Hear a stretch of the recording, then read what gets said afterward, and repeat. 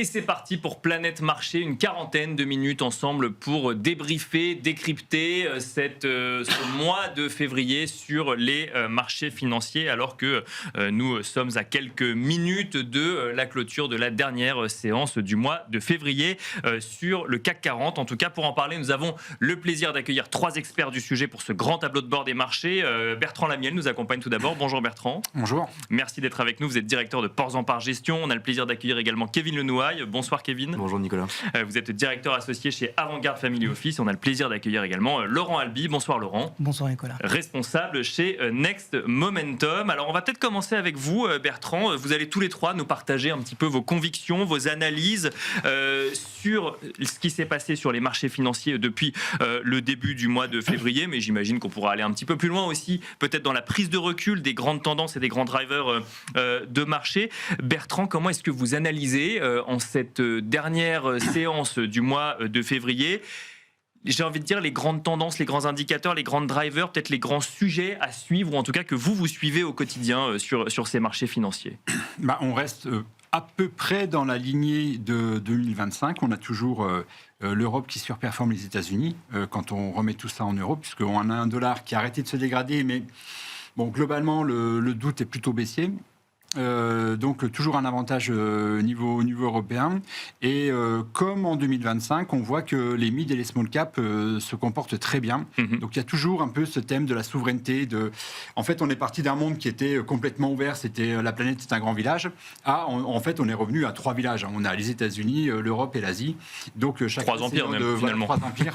Chacun essaye de commercer le plus entre soi, et donc dans cet environnement là, les mid et les small caps s'en tirent particulièrement bien, puisque globalement, elles ont à peu près 66% de leur chiffre d'affaires qui est exposé sur la zone euro. D'accord. Là où les valeurs de l'Eurostoxx 50 doivent plutôt être du côté des 30%. D'accord. Voyez, ça fait quand même deux fois plus de chiffres sur l'Europe, avec des plans de relance en Allemagne, avec le plan ReArm de l'Europe de 500 milliards. Donc, bref, globalement, plutôt un go pour l'Europe. Sachant qu'aux États-Unis, dans le même temps, on se retrouve... On a eu les années 22, 23, 24, je parle sous votre contrôle, messieurs, qui étaient tirées aux États-Unis par les 7 magnifiques. Où en fait, on pouvait se fatiguer à faire du stock picking, il fallait en avoir 7, c'était terminé. Et là, on voit que ça cale. Bien sûr. Il n'y en a pas une qui résiste, c'est compliqué, elles sont toutes dans le rouge. Par contre, il y a beaucoup de sociétés dans le S&P 400 qui fonctionnent bien, et donc on voit revenir des sociétés de la vieille économie. Donc il y a un tournant qui est en train de se faire aux États-Unis. Alors la tech n'est pas morte, parce qu'en fait, donc les 7 magnifiques, c'est compliqué. Par contre, on s'aperçoit que du côté des semi-conducteurs, si on prend l'indice, le Philadelphia Stocks des semi-conducteurs, là, pour le coup, il est en pleine bourre depuis un moment. Donc, il y a vraiment deux mondes qui sont en train de se dessiner trois, on va dire même. Les semi-conducteurs, les 7 magnifiques qui calent. Ouais. Qui calent. Et alors, par contre, il faut faire la distinction dans les 7 magnifiques, parce qu'il y en a vraiment qui sont au tapis. Oui, Microsoft qui est horrible, et Google et Apple d'ailleurs, qui sont pas mal encore. Qui sont à peu près, voilà. Mais qui sont quand même du côté des -2, -3, qui n'arrivent pas à être positifs. Depuis le début de l'année, il n'y en a aucune qui est positive. Hein. Oui, c'est là où une Microsoft doit être déjà -20. Un truc dans ce genre, tout à fait. Et donc la troisième partie, parce qu'effectivement vous nous avez dit il y a 3 compartiments dans la tech, ouais. Il y a donc les semi-conducteurs, les 7 magnifiques voilà. Qui calent un petit peu, effectivement. C'est le purgatoire, ouais. Et celles qui sont déjà aux enfers, c'est les logiciels. Les logiciels. D'accord. Les logiciels, donc attaqués, alors probablement à tort, enfin je pense qu'il faudra faire du tri, mais là le marché il est en mode... il jette tout, donc c'est pas la peine de se mettre en face, c'est pas la peine de lutter. Donc voilà, globalement aux États-Unis, et alors surtout en Europe, ce qu'on voit arriver, c'est vraiment des petits secteurs, c'est-à-dire on voit arriver les matières premières. Donc on est en train de parler au niveau européen, on est sur 2-3%, enfin c'est des dossiers qu'on regarde assez rarement. Et puis quand on dézoome un peu, qu'on regarde... L'énergie marche bien, les services aux collectivités marchent bien. Oui, bien sûr. En Europe, quand on regarde LG ou Schneider Electric, par exemple, exactement, c'est à peu près la même chose aux États-Unis. Et en fait, quand on va regarder à l'intérieur, c'est vraiment la logique transition énergétique. Alors, vous êtes venu avec un certain nombre de graphiques, hein, et on va revenir, d'ailleurs, n'hésitez pas à intervenir, messieurs, sur ce que va nous dire Bertrand. Mais alors, vous êtes venu notamment avec un graphique qui nous montre notamment ce match entre États-Unis et zone euro. On voit notamment les small également dessus, c'est ce que vous nous disiez il y a un instant. On est sur une surperformance donc en fait des marchés européens, et avec ces small, avec une petite question quand même, c'est... est-ce qu'on voit dans les carnets de commandes aujourd'hui ce qui se passe du côté des plans d'infrastructure, ou au contraire, est-ce qu'on est encore dans l'anticipation de ce que ça pourrait leur bénéficier demain ? Dans les small, comme le segment qui marche bien, c'est vraiment tout ce qui est lié à la transition énergétique. Et là, on a eu les résultats, et en plus, on a eu accès au management de différentes sociétés type Nordex, donc qui font les turbines pour les éoliennes, ou de Green Energy qui font à la fois pas les panneaux solaires, enfin les fermes solaires, oui, et les grosses batteries, les très très grosses batteries pour stocker. Et eux, ils nous disent non, les carnets d'ordre sont remplis. Les appels d'offres seront au moins aussi puissants en 2026 et 2027 qu'ils l'ont été en 2025. D'accord. Et pour ces sociétés, on arrive au moment magique où, par exemple, Nordex, il y avait un gros sujet, il y avait des usines un peu partout, il y avait un gros sujet de réorganisation, ça c'est fait. On a les prix qui montent, on a les commandes qui arrivent, et donc là, on va avoir une accélération très forte de la rentabilité et du profil cash. Donc, sur pas mal de sociétés, non, on est encore très optimiste, et on pense que le consensus, on a eu les résultats, la saison des publications vient de se terminer, c'était bon, et la plupart ont battu les objectifs et relevé les perspectives pour l'année.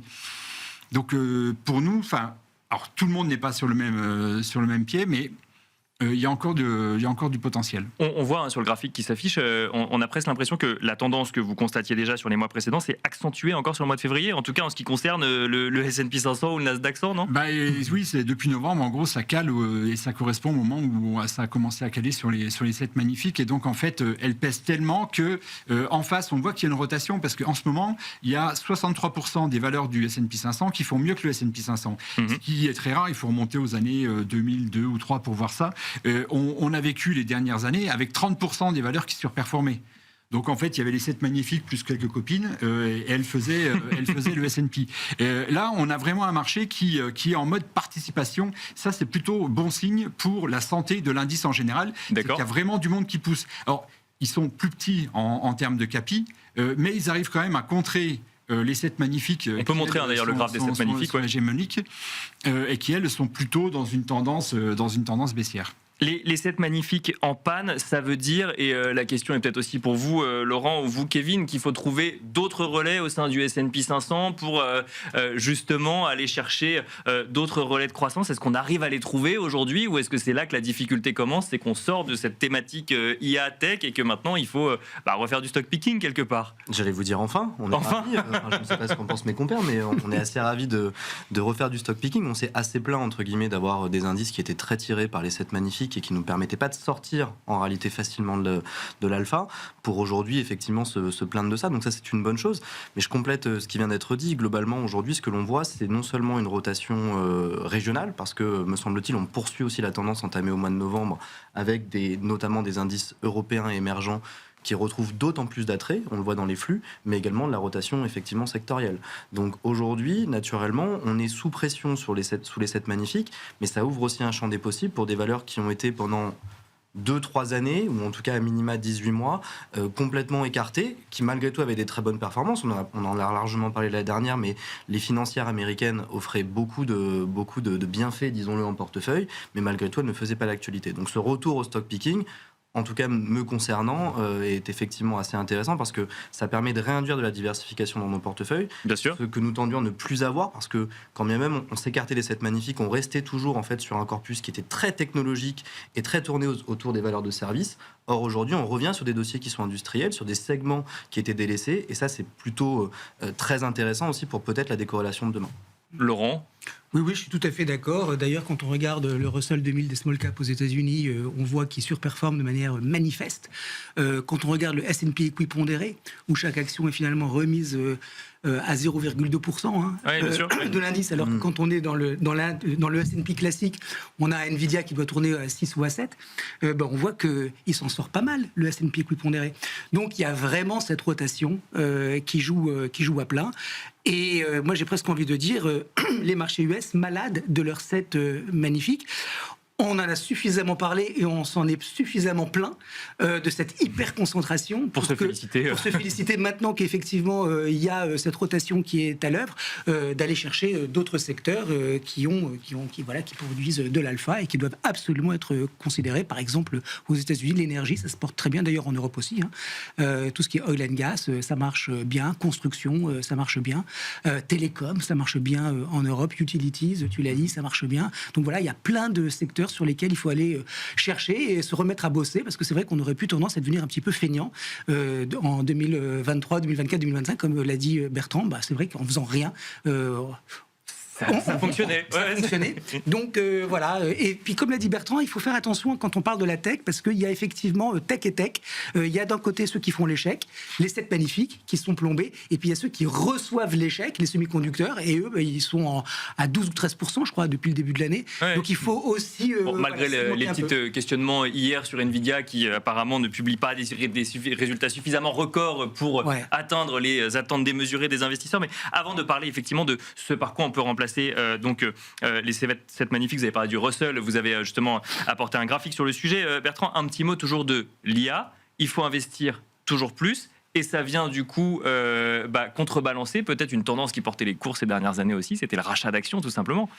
Oui, alors pour le rachat d'actions, pour remettre les choses au clair, on était sur on avait dépassé les 1000 milliards de rachat d'actions. On a un graphique sur ça. Donc là, c'est absolument énorme, sachant que Apple, à elle toute seule, en faisait 9%. Donc, et on retrouvait encore les 7 magnifiques qui trustaient le podium. Donc là, il n'y a pas d'argent magique. Tout l'argent qui est mis dans l'IA, et encore là, l'argent qui est mis dans l'IA, on n'a qu'une face de la pièce. Quand on la retourne, on s'aperçoit qu'il y a 2 goulots d'étranglement. Il faut avoir les puces de Nvidia. Alors là, on essaie d'aller en chercher chez Blackwell ou autre. Donc là, il faut se précipiter pour être le premier dans le carnet de commandes. Mais il faut aussi avoir l'électricité pour faire tourner tous les data centers. Ouais. Et là, aujourd'hui, c'est une électricité, entre ce qui est commandé et qui va être mis en service, on n'a pas l'électricité, on ne sait pas aujourd'hui produire cette énergie. Donc ça veut dire que, et Donald Trump a commencé à dire, les gars, faites des data centers, mais ne prenez pas l'électricité des Américains.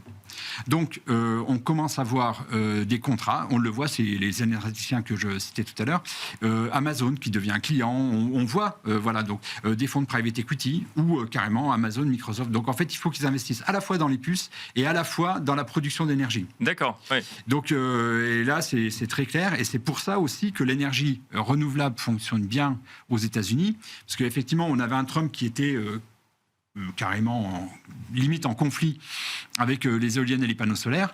Qui s'est rendu compte que ça produisait de l'énergie et que c'était surtout que sinon on faisait monter le prix de l'électricité pour les Américains, parce que c'est ceux qui avaient les moyens de payer qui auraient fait monter le prix de l'électricité pour tout le monde. Donc voilà, et on a le plus gros tracker au monde sur tout ce qui est clean energy qui fonctionne très bien. Et donc à la fois ceux qui font de la production d'énergie, de la distribution, et du stockage économie d'énergie, globalement, sont plutôt bien orientés en bourse. Parce qu'il y a un deuxième sujet, c'est produire l'énergie, c'est bien, mais là, par exemple, on a un énergéticien qui l'a produit sur les plateaux d'Atacama au Chili. Mm-hmm. Génial, mais il n'y a pas de data center là-haut. Donc ça veut dire que derrière, il faut l'acheminer, bien sûr. Il va quand même falloir du cuivre ou stocker. Voilà, et c'est un peu partout pareil. Vous le faites là où le foncier est disponible. Le data center, il n'est pas forcément là. D'accord. Puis il y aura un sujet plus global. C'est un sujet aujourd'hui, globalement, l'énergie, elle est dans les mains d'oligopoles pour le bien commun, puisque en fait il y a des capitaux énormes à investir, un pour produire, deux pour distribuer.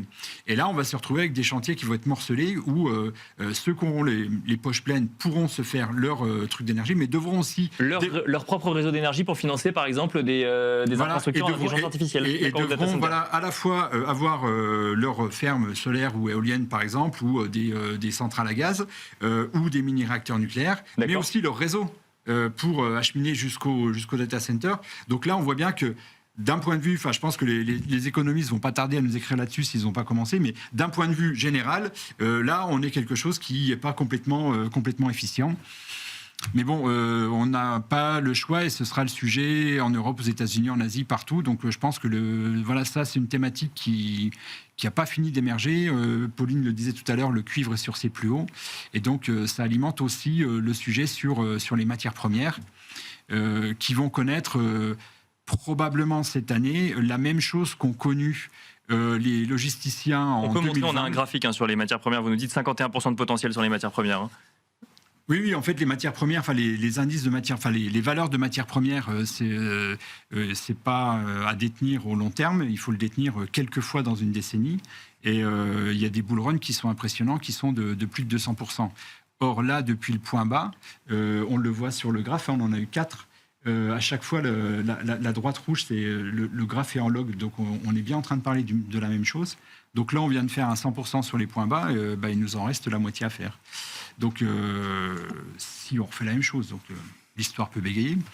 Mais c'est énorme parce que, en fait, c'est des métiers de charge fixe. Oui. Donc, à partir du moment où le prix de la matière première monte et que vous avez comblé vos charges fixes, le reste, quelque part, c'est de la marge. Donc, les extracteurs miniers, ils sont entre 1006 et $2000 l'once.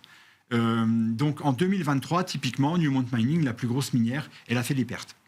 Parce qu'on avait un prix de l'or qui était entre 1006 et 1008. Quand on est arrivé en 2024 du côté des 2400, elle a commencé à faire 3 milliards de bénéfices.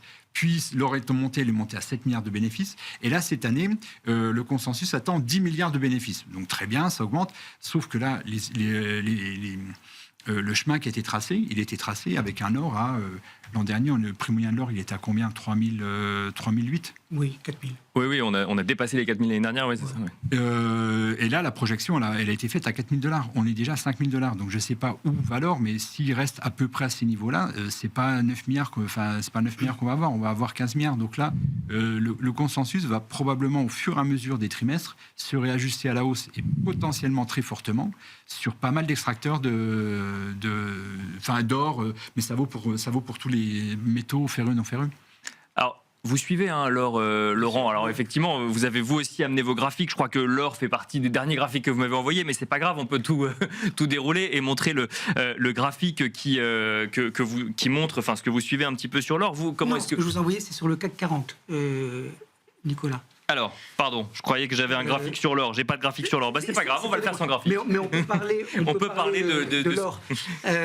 Parce que il y a un contexte qui était celui de 2025 où on connaît toutes les raisons pour lesquelles l'or est monté. Et ce contexte, il n'a pas du tout changé de manière négative. D'ailleurs, c'est ce qui faisait qu'on achetait. Et les inquiétudes qu'on a eues en début d'année, finalement, ça a été un petit passage à vide, j'ai envie de dire. Et puis quelque part, après, on est revenu sur les fondamentaux, sur les niveaux qui étaient ceux attendus par les fondamentaux. Moi, je crois qu'on est sur un secular bull market sur le gold, avec en toile de fond un contexte américain qui porte l'or, avec ce phénomène très long terme de dédollarisation, de banques centrales de pays émergents qui de toutes les manières achètent de l'or, une défiance par rapport à Donald Trump et sa posture par rapport à la Réserve fédérale et les questionnements qu'on peut avoir sur son indépendance qui pose question sur le dollar et donc qui encourage d'aller sur le gold, avec en plus peut-être des questions sur le déficit fédéral et commercial aux États-Unis qui peut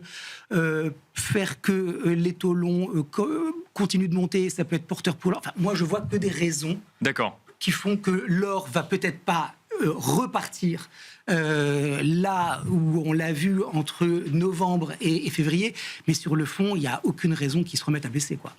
On voit plusieurs grandes banques ou plusieurs analystes ou économistes nous prévoir un cours de l'once d'or à $6000 à la fin de l'année. Ça va totalement dans le sens des scénarios que vous avez aussi. Alors peut-être pas sur le seuil exact. Non, mais oui, en fait, après chacun il va de son pronostic, mais j'ai pas de raison de remettre en cause ce genre de scénario quand on a vu qu'on est monté à 5006 en quelques jours. Hein.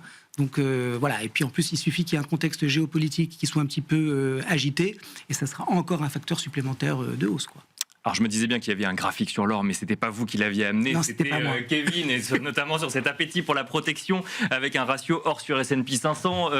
Vous aussi, vous constatez effectivement que les fondamentaux restent présents sur la thématique d'investissement or, parce qu'on parle de thématique aujourd'hui. Oui, absolument, mais je m'entends tout à fait avec ce que dit Bertrand. On est un peu plus à l'écart en réalité quand il s'agit de dire protection des particuliers qui se réfugient vers les valeurs refuges. On y croit un peu moins en termes de flux, parce qu'effectivement, là où je m'entends très bien, c'est que le flux, c'est un flux institutionnel, et c'est en réalité une trame de fond qui est très lourde, qui est celle de la dédollarisation des réserves de change des banques centrales. On l'a très bien vu en réalité depuis quasiment 5 ans, et là on a une accélération quasiment depuis la guerre en Ukraine, mais surtout depuis l'arrivée de Donald Trump à la Maison-Blanche, où, comme le dit très bien Laurent, on a aujourd'hui une perte de confiance totale dans le partenaire américain. Donc ça pose un vrai problème dans les échanges internationaux parce que les banques centrales le prennent en considération. C'est tout à fait ce qui a été dit par Bertrand en introduction, c'est la régionalisation également de nos économies qui font beaucoup plus aujourd'hui, non pas de commerce intra-zone en relatif, mais par rapport à ce qu'elles faisaient avant, c'est bien le cas. Donc qui ont besoin évidemment de changes plutôt régionaux. Et donc cette trame de fond haussier pour l'or, elle reste, bien entendu. Effectivement, le graphique que je présentais, c'était plutôt une lecture qui était aussi une lecture en termes de réallocation. Ce qui nous surprend quelque peu, c'est le niveau, le graphique qui est représenté ici, c'est l'or par rapport au S&P 500. Donc un graphique vraiment simple en termes de niveau. Et historiquement, on a plutôt en réalité un ratio qui va se situer entre 0,4 et 0,6 avec une belle norme aux alentours de 0,5. Là, on voit qu'on casse assez mécaniquement maintenant ce niveau-là moyen depuis quelques trimestre, en l'occurrence, ce qui historiquement n'est pas un très bon signe, puisque les derniers niveaux dans lesquels ça a été cassé sont plutôt des niveaux justement d'inquiétude très forte. D'accord. Ça a été 2008, bien entendu, et ça a été également la crise Covid. Donc de ce point de vue-là, c'était aussi l'élément que j'ai en tête. C'est vraiment un aspect de crainte potentielle que l'on ne verrait pas et de diversification souhaitée. Pour le dire différemment, on a une progression qui a été quand même très forte sur les parties actions et une progression qui a été aussi forte sur les parties or, ce qui ça est relativement rare. Oui, bien sûr. Avec cette idée qu'on est sur les marchés actions, mais on se protège aussi parce qu'on n'est pas sûr à 100% des convictions de marché, ou en tout cas de ce que le contexte de marché nous oblige à réaliser en termes d'investissement. Absolument. La réponse se situe sûrement, encore une fois, dans les hypothèses qui ont été soulevées. On considère que l'or n'est plus un actif inutile, entre guillemets, dans les portefeuilles, ce qui a longtemps été le cas. Donc on le considère comme une vraie classe d'actifs avec du potentiel. Et d'ailleurs, elle le réalise, donc c'est tant mieux. Mais il faut se méfier effectivement de ce que cela pourrait donner en termes de réalité, en termes de crainte aujourd'hui aussi du marché. Kevin, alors, Laurent, c'est un moment qui est vraiment intéressant de voir les marchés actions au plus haut, l'or au plus haut et l'inflation à 3%. Absolument. Il faut se remettre à travailler pour recomprendre la logique qui n'est pas forcément celle qu'on connaît historiquement, d'avoir ces trois métriques en même temps. Quoi, mais comme ça. Pour ceux qui nous écoutent, donc il y a une logique derrière. C'est pas un dysfonctionnement de marché, c'est juste une logique différente de celle qu'on a. C'est pas du tout un dysfonctionnement de marché, c'est juste effectivement, comme l'a expliqué Kevin, moi je crois qu'il y a un gros truc quand même sur la défiance par rapport à Donald Trump et surtout par rapport à la Fed. On ne sait pas trop en fait comment ça va se passer. Et donc il y a effectivement cette recherche de gold, quoi.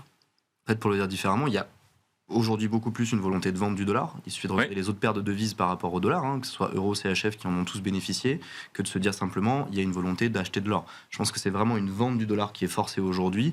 L'actif de référence qui n'apparaissait plus dans les réserves de change à un tel niveau, c'était l'or. Donc de toute façon, du XAU aujourd'hui est suracheté de ce point de vue-là. Kevin, l'heure est au bilan. Qu'est-ce que vous avez regardé, vous, sur ce mois de février? Vous êtes venu, vous aussi, avec un certain nombre de graphiques. On peut peut-être commencer par le premier, puis on verra où ça nous mène. Valorisation comparée en PER forward. Qu'est-ce que... Oui, alors mes acolytes, ils sont habitués, donc je suis navré, je suis très redondant de mois en mois.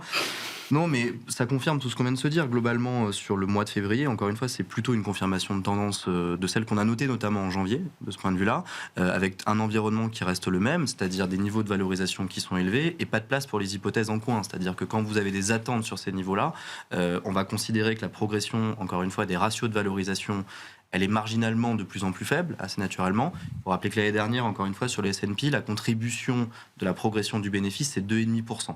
Donc par rapport à une progression à 2 chiffres, effectivement, c'était très marginal. Oui, bien sûr. Donc de ce point de vue-là, ce que l'on dit, c'est hypothèse extrêmement ténue. Et ce que l'on retient sur le mois, on n'en a pas encore parlé, ça a été des papiers qui ont mis un peu le feu aux poudres. Et en fait, ça résout tout ce qu'on vient de se dire ici. Ça a été les papiers de Schumer, ça a été les papiers de Citrini, qui nous sortent des sujets comme SaaS Apocalypse. Non, mais ça dit quelque chose sur le sentiment de marché. Absolument. C'est-à-dire que, pourquoi j'en reviens ici en parlant de valorisation, c'est qu'encore une fois, on a des niveaux de valorisation qui sont tendus. Les hypothèses sont tellement tendues aujourd'hui que 2 papiers de recherche, qui ne sont pas des papiers de recherche, faisons je n'avais jamais entendu parler. Faisons facilement consensus sur la place. On suffit à allumer le feu aux poudres et à faire en sorte, de mon point de vue, que les 7 merveilleuses dont on parlait tout à l'heure soient d'autant plus sous pression.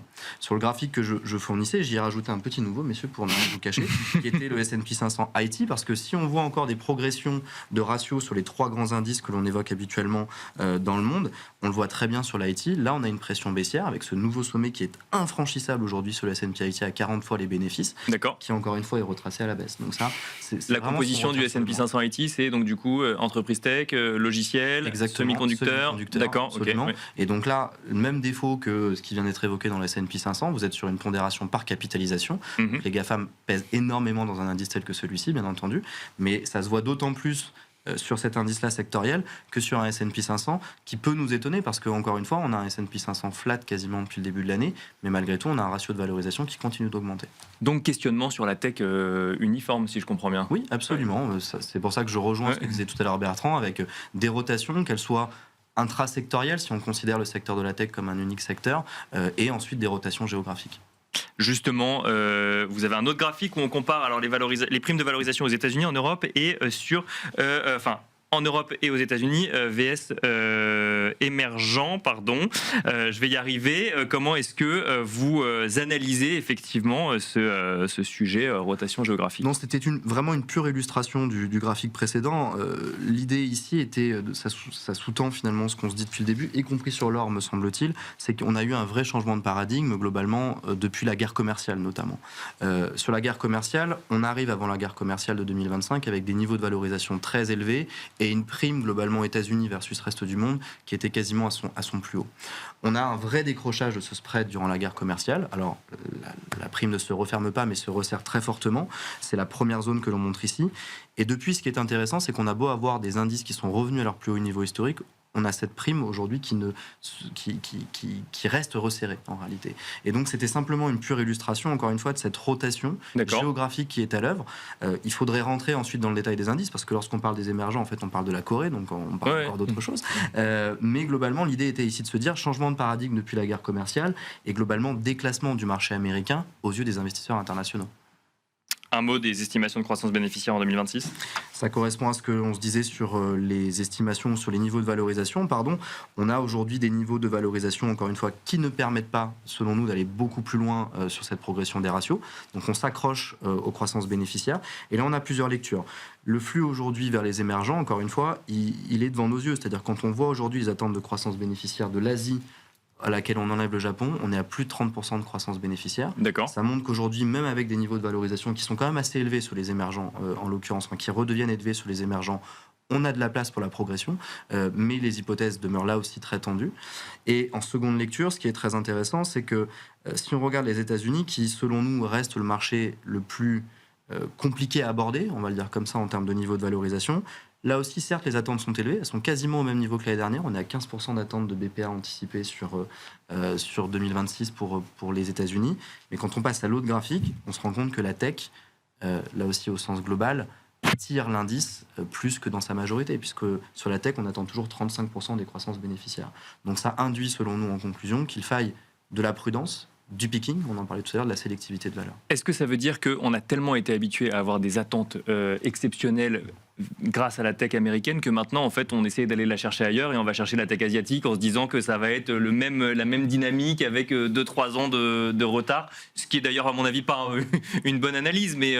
Oui et non, parce que les attentes bénéficiaires, elles sont pas irréalistes, encore une fois. Ce que l'on montre, c'est qu'elles sont tendues et on voit que le moindre moment d'hésitation peut rapidement faire aller l'indice à la baisse. Rappelons que le niveau de volatilité mensuelle sur le S&P 500, ça reste une estimation. C'est à peu près 10,8% sur le mois de janvier. C'est quasiment 60% de plus que la moyenne historique. Donc ça montre bien malgré tout qu'on a un niveau de tension. Maintenant, si on bascule encore une fois en Corée, pour prendre l'exemple asiatique, non, les attentes bénéficiaires américaines, elles sont peu élevées parce que globalement, encore une fois, en Corée, vous avez des attentes bénéficiaires qui sont entre 70 et 80% selon le consensus. D'accord. Donc, il y a une disparité qui est notable.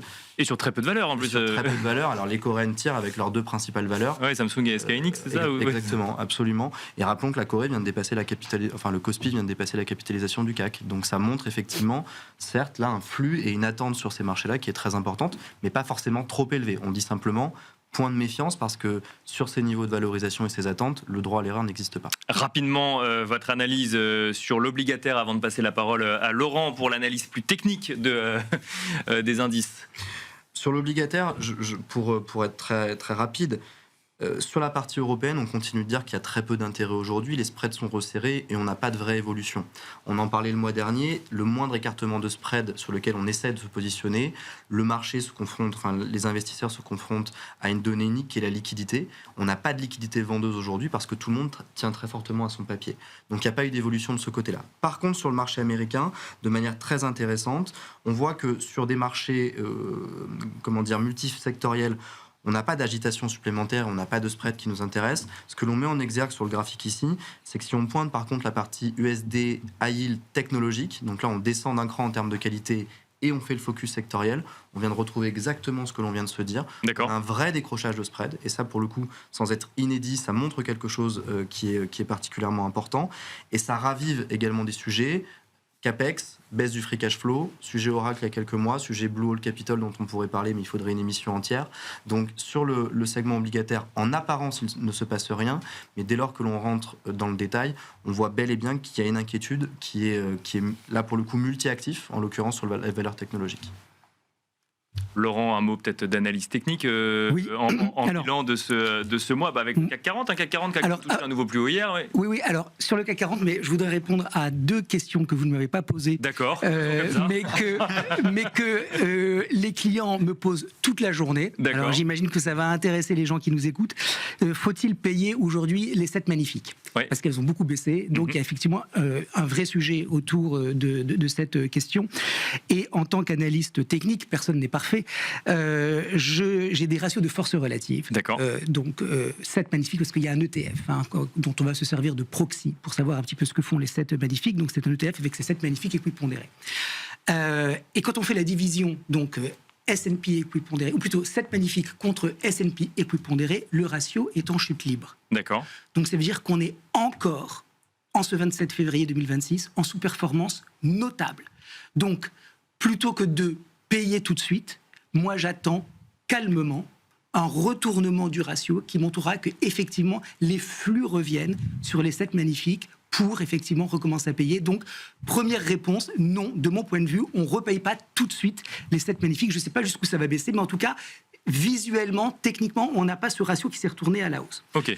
Deuxième question qu'on me pose, c'est va-t-il y avoir un crack ? Ou en tout cas, on voit bien que le S&P, il patine, qu'il est lesté par le Nasdaq 100, que donc on peut se poser la question, est-ce qu'on n'est pas dans une phase de distribution qui va déboucher sur une baisse importante ? La réponse, de mon point de vue, est non. Et j'ai apporté à ce titre un graphique que pour le coup vous pouvez montrer qui s'appelle profondeur du marché. Et ben voilà, montrons profondeur du marché. Voilà, donc vous avez en haut le S&P et vous avez en bas les avancées moins déclin des actions du S&P mais en volume. C'est-à-dire que chaque fois qu'une action va clôturer plus haut que la veille, on va additionner le volume et on va faire le contraire avec les actions qui clôturent moins haut. Okay. Et qu'est-ce qu'on a ? On a une tendance haussière. Donc ça veut dire que la rotation, elle joue à plein. Donc c'est ce que disait Bertrand au début. On a d'un côté les 7 magnifiques qui plombent, mais pas toute la tête, parce que les semis y montent, mais on a d'un côté les 7 magnifiques qui plombent, mais de l'autre, on a la rotation qui fait contrepoids, qui fait qu'on est sur un plateau.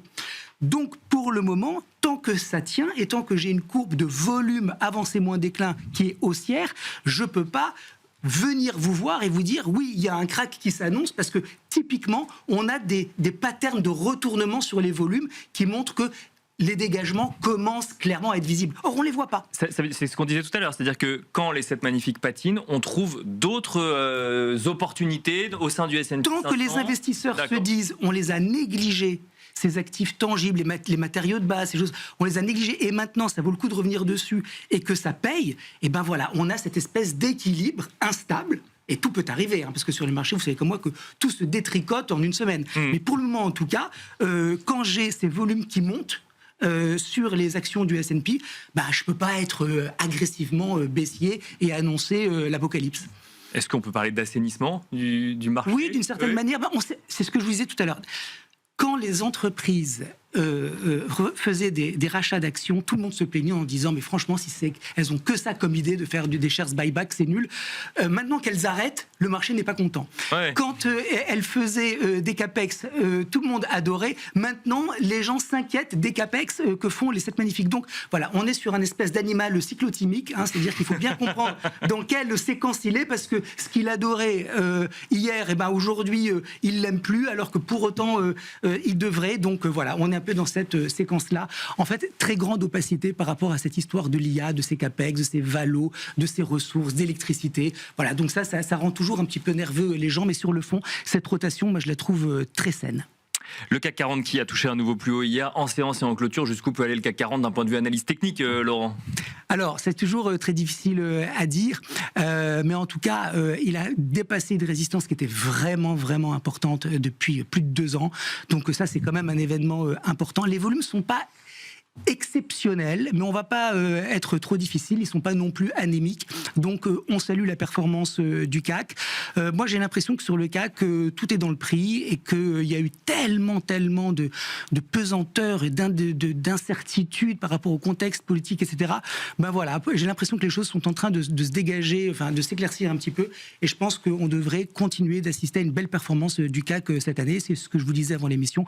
Je pense que 9000 points d'ici la fin de l'année, c'est quelque chose qui me paraît tout à fait possible. Plausible. D'ici la fin de l'année. D'ici la fin de l'année. En tout cas, il faut rester positionné sur le CAC, ouais. Qu'est-ce qui vous a marqué d'autre d'un point de vue analyse graphique sur la ce mois de février? La rotation, ouais, c'est vraiment là, elle a vraiment accéléré aux États-Unis et en Europe. Aux États-Unis, il y avait donc cette espèce de monobloc autour de l'IA, et là, on voit que la consommation discrétionnaire est plombée parce que c'est Tesla et c'est Amazon. On voit que les services de communication sont plombés parce que c'est Netflix et Meta. Donc la technologie, elle est transverse aux États-Unis, et en fait, tous les secteurs qui sont plus ou moins impactés par cette baisse, ils sous-performent le S&P, donc il faut aller ailleurs. Et encore une fois, je pense que c'est beaucoup plus payant d'être aujourd'hui un stock picker que suivre les indices. Bertrand, c'est globalement en phase avec ce que vous nous avez dit au début. Moi, il y a quand même une question que je me pose quand je regarde Engie ou Schneider Electric, quand on est dans le domaine de, effectivement, l'électrification de l'énergie sur les marchés européens, qu'on voit qu'Engie fait plus de 30% depuis le début de l'année, Schneider Electric plus 17% depuis le début de l'année. Alors effectivement, ça rattrape quelque part, mais est-ce que ça rattrape pas trop vite pour l'investisseur qui a envie de se positionner et qui se demande s'il y a encore demain une opportunité de croissance sur ces valeurs finalement dont l'investisseur s'est souvenu là il y a quelques mois, mais non, nous on est toujours positif. On a Engie dans nos listes à l'achat.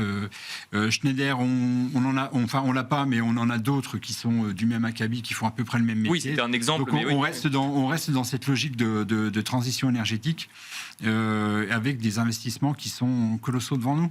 Enfin, on estime que globalement il y a potentiellement un x2, x3 à faire sur la production d'énergie. D'accord. À horizon 2035. Donc et ça de manière uniforme aux États-Unis ou en Europe, partout où on mettra des data centers, il va falloir produire de l'énergie, la produire, la distribuer, l'économiser.